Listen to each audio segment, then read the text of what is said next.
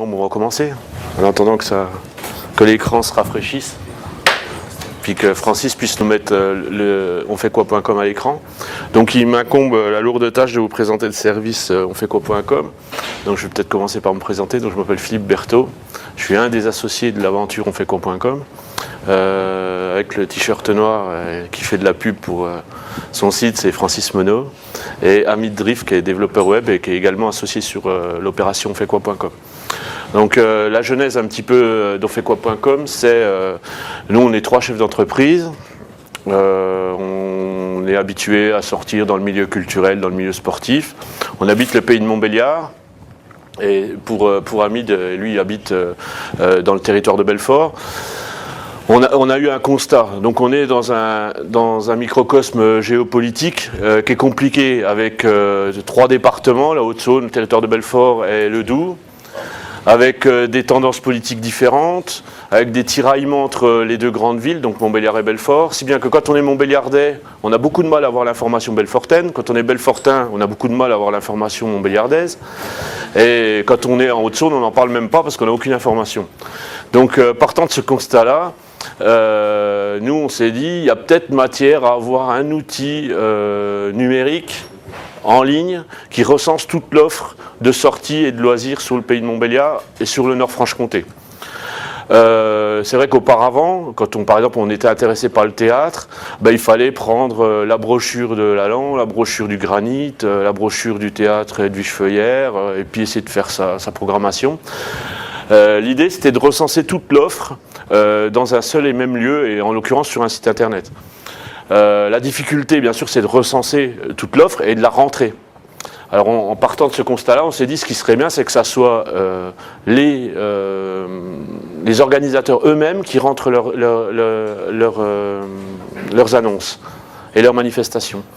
Donc, on a, dans un premier temps, recensé un petit peu tous les organisateurs, et puis on les a rencontrés un par un. Ça s'est fait fin 2005, début 2006, et donc tout début janvier 2006, donc ici à Numérica, on a lancé le site internet onfaitquoi.com.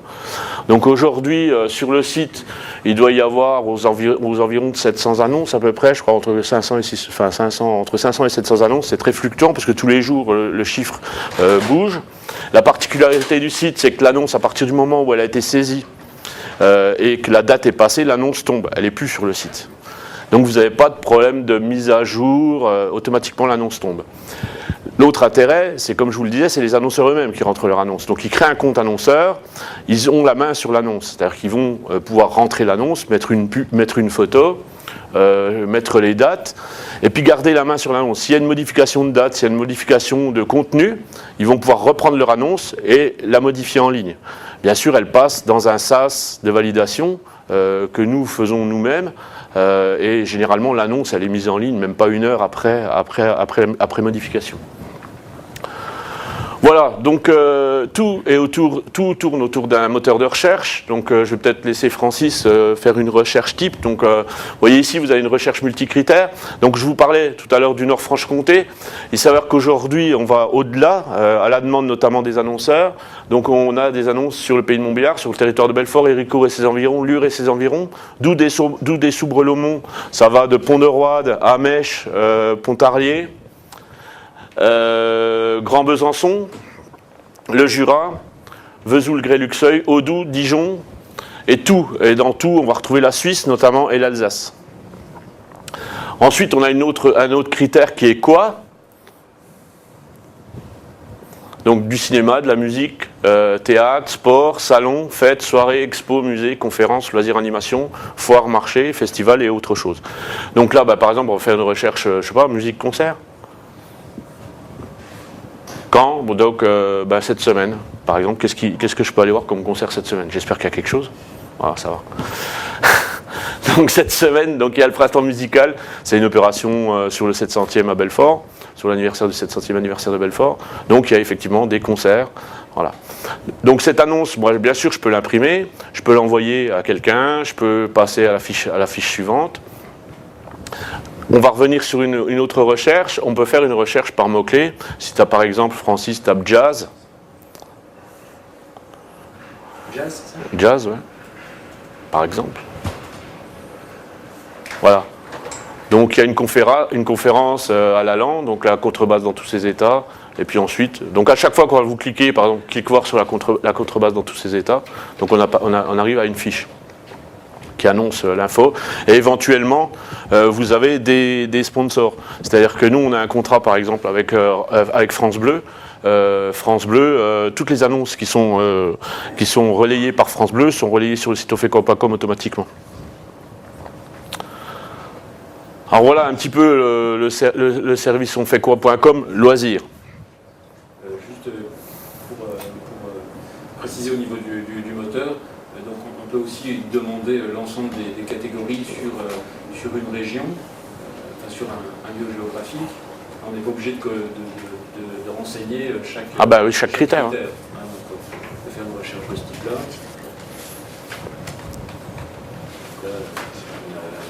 On a beaucoup plus de résultats dessus. Et puis on peut faire aussi une recherche sur un thème particulier.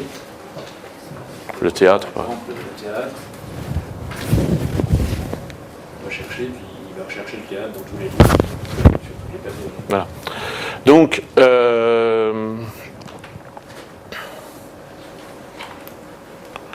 alors, ce moteur de recherche et cette base de données, aujourd'hui, elle a intéressé des collectivités locales, notamment sur la gestion des agendas.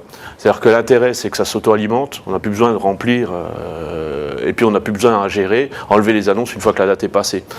Donc on peut peut-être montrer le cas du SMO. Donc le syndicat mixte de l'aire urbaine a un site internet, gérait un agenda. C'était laborieux, il fallait aller chercher les informations. Donc ce qu'on a fait, on a implanté en fait le moteur de recherche On fait quoi sur le site du SMO. Alors on l'a intégré dans la charte graphique, excusez-moi, on l'a intégré dans la charte graphique du site du SMO, mais c'est exactement le même moteur de recherche. On pourrait, et on va le voir tout à l'heure sur le site par exemple Demandeur, il est en ligne. Donc sur le site Demandeur, là le SMO valide les annonces également. C'est-à-dire que les annonces, elles vont arriver dans le panier du SMO et ils vont choisir les annonces qu'ils veulent voir apparaître sur leur site. Dans le cas de Mandeur, par exemple, sur la ville de Mandeur, on va faire apparaître que les annonces qui concernent la ville de Mandeur. On pourrait très bien dire, je sais pas, un site spécialisé dans le théâtre, il n'y a que les annonces théâtre, par exemple. Donc la ville de Mandeur, vous voyez, il n'y a que les informations de la ville de Mandeur. L'intérêt pour l'annonceur, c'est qu'à partir du moment où il rentre son annonce sur onfaitquoi.com, il va l'avoir sur le site du SMO, sur le site de la ville de Mandeur, sur le site du Mégarama ou d'Incourt, et l'annonce va être automatiquement relayée sur tous les autres sites qui ont acheté ou qui louent la technologie onfaitquoi.com. Ce qui est intéressant de préciser là pour la ville de Mandeur, par exemple, c'est que ne sont pas obligés de passer par onfaitquoi.com pour entrer une annonce. Ils disposent d'un outil en fait à partir de leur back-office qui va leur permettre justement d'alimenter la base de données. Et puis automatiquement, donc, on va le retrouver aussi bien sur onfaitquoi.com que sur la ville de Mandeur, que sur le site donc, du SMO. Donc l'information est relayée sur d'autres canaux. Et voilà, donc c'est vraiment un aspect important, puisque les annonces, en fait, c'est une sorte de toile. On va retrouver les annonces sur différents supports, différents sites. Alors voilà, la première partie de la présentation, je ne sais pas si vous avez des questions. Marine, tu as une question? Non. Bravo.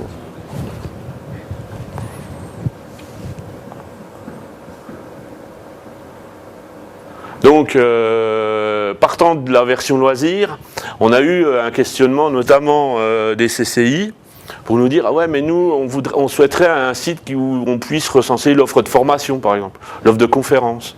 C'est pas du loisir, ça intéresse principalement les entreprises. » Donc on a aujourd'hui, cette semaine, lancé la version pro, donc c'est un onglet, hein, tout simplement au-dessus, où là on va retrouver exactement la charte graphique de onfaitquoi.com loisir, mais on va avoir, c'est la version pro. Donc les critères, bien sûr, sont différents, même si les critères de lieu restent les mêmes, les critères sont différents. Donc on va aller pouvoir charger les salons, les forums, formation emploi jeunesse, conférences débat, congrès colloques, puis je me souviens plus le dernier, j'ai pas eu le temps de voir, journée porte ouverte, voilà.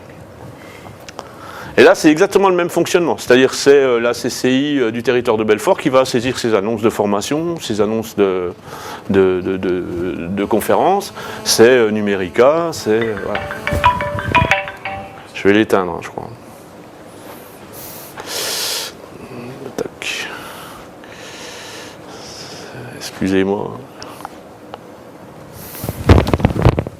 Donc c'est exactement le même fonctionnement. Et là aussi, on peut imaginer que le site soit porté sur des sites différents. C'est-à-dire qu'on peut très bien imaginer que la version pro soit portée sur le site d'une CCI, d'une collectivité locale, d'une chambre consulaire, d'un organisme de formation.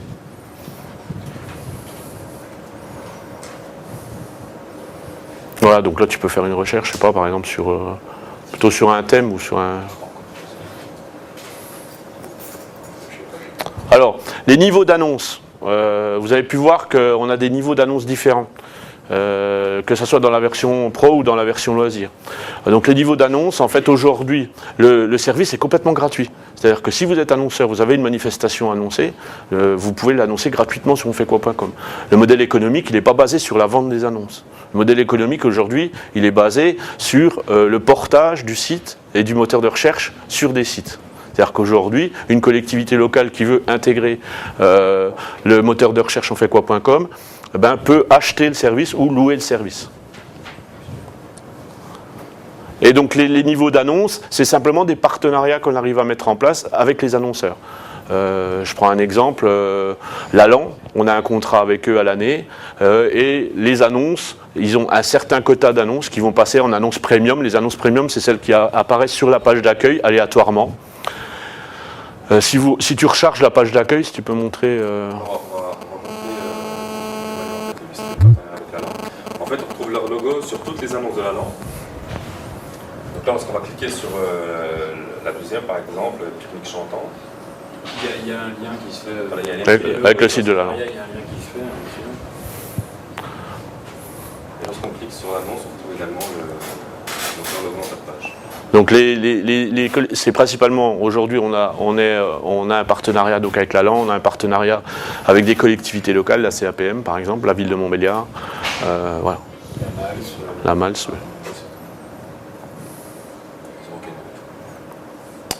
Donc maintenant on a toujours de la pub sur le côté, mais bon ça c'est pas ce qui est le plus rentable, on va dire. Mais bon, on a maintenant ce qu'on arrive aussi à échanger avec les annonceurs potentiels, c'est le bandeau supérieur. Donc sur la version, je ne sais pas combien t'en as qui tournent en ce moment, c'est des bandeaux, il y en a qu'un. Il y en a 6 ou 7. Donc vous voyez, il y a des bandeaux supérieurs qui changent aléatoirement quand on recharge la page. Voilà, donc ça c'est des contrats qu'on a avec Rythme et Couleurs, avec Rencontres et Racines, avec les marchés festifs de Montbéliard.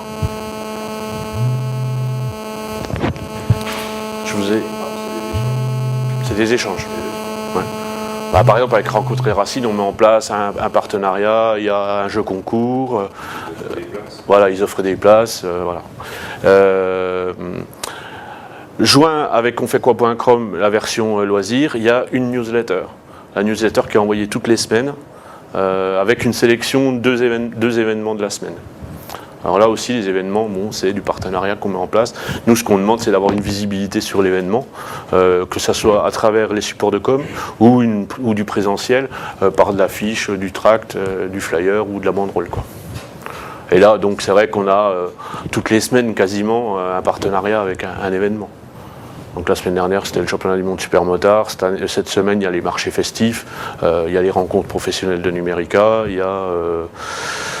je ne sais plus ce que c'est l'autre, il y en avait 3 cette semaine. Il y a Ciné Music Club mardi au Cinéma des Quais, qui est organisé par les Eurokéennes. Voilà. Donc, voilà. J'ai essayé de vous présenter le plus simplement possible le service. Je ne sais pas si vous...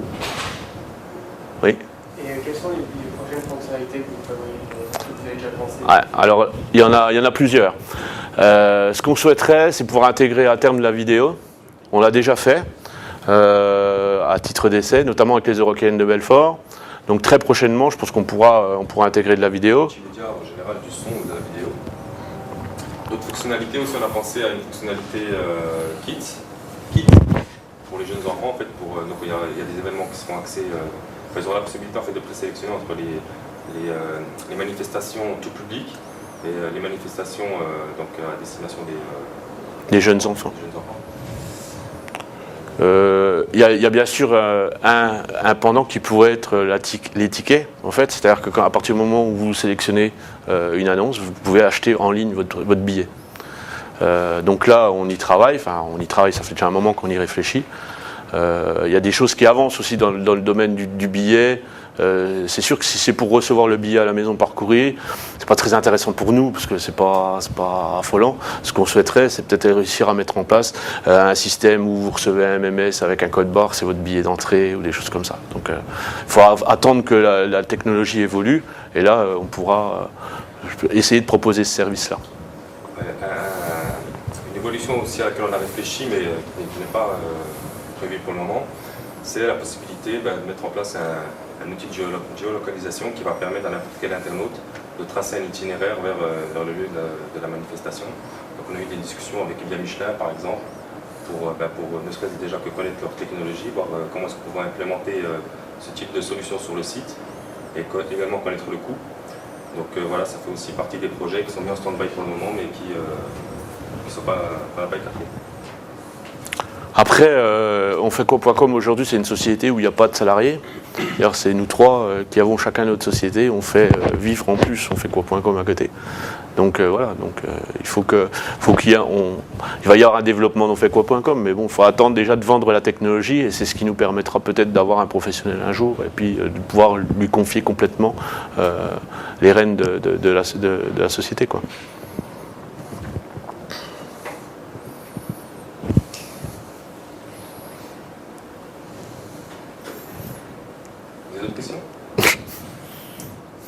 Quand vous parlez vidéo, vous parlez vidéo temps réel, c'est-à-dire une manifestation genre les Eurocaines, bon peut-être pas toutes les Eurocaines, je l'entends, mais ce serait de la vidéo temps réel ou Non, streaming, ou alors, Ce serait plutôt du streaming. Une lecture vidéo. Ouais, lecture vidéo streamée. On l'avait fait sur le site, sur la présentation de l'année dernière, la présentation presse de l'année dernière. Et on l'a fait cette année avec le festival générique qui est organisé par le Territoire de Belfort. Mais là c'était plus simple parce que c'est des vidéos en fait qui étaient sur YouTube. Puis donc c'est plus simple à intégrer. Le problématique de la vidéo, c'est que si c'est pour annoncer un événement qui est dans le futur, on n'a pas encore l'image. Ouais, mais si c'est un concert par exemple, on peut très bien imaginer teasing avec des extraits du concert, quoi, du groupe. D'une autre date qui s'est Oui, passée tout à fait. avant, Ouais. ailleurs. Oui, il faut que les producteurs vous mettent à disposition. Voilà, tout à fait. Et sur la partie cinéma, ça pourrait être toutes les bandes annonces. Sur la partie cinéma, ça pourrait être toutes les bandes annonces de films. Elles sont déjà faites. Ouais, en plus, elles sont déjà faites, elles sont disponibles puisque les cinémas les ont. Après, ça pose des droits, il faut les récupérer, c'est pas simple à gérer. Pas ça.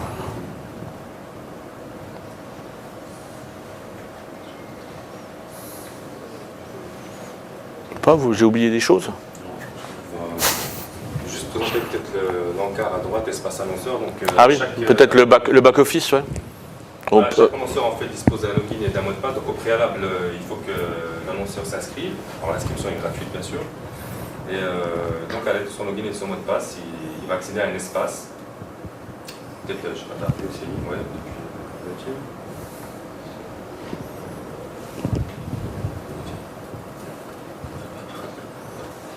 Il veut pas te donner de mot de passe, hein, c'est Hamid, c'est un informaticien.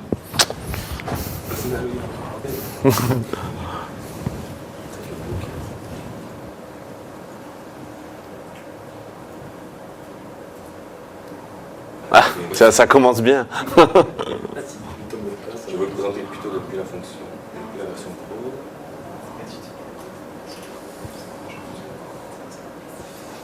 Sur la version Pro, il y aura aussi une newsletter. Il y a aussi une newsletter qui est mise en place. Comme ça, d'avenir, on ne peut pas l'inscrire. Et T'as les... ça sera spécifique à la version Pro.